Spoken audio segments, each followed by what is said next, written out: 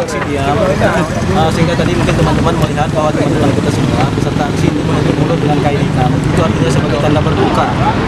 Tidak hanya berduka kepada almarhum yang telah meninggal dunia yang dibunuh secara sadis oleh pelakunya, tapi juga berduka kepada negara yang telah Presiden hari ini yang telah menurut Kepres, orang yang telah membunuh teman-teman kita itu secara sadis, tapi diberikan keringanan hukuman dari seumur hidup ke 20 tahun penjara.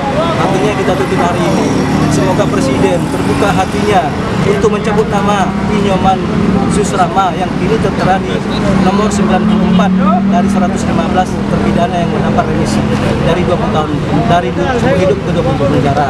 Nah, kalau dia kemudian diberikan hukuman 20 tahun penjara, artinya terpidana itu sudah menjalani hukuman sebanyak lebih kurang 9 tahun. Artinya bila kita merujuk KUHP 2/3 dari masa hukuman, dia tinggal menjalani 7 tahun lagi.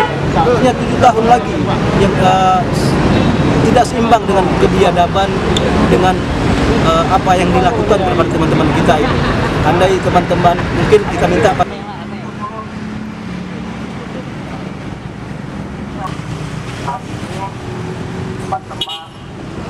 mengeluarkan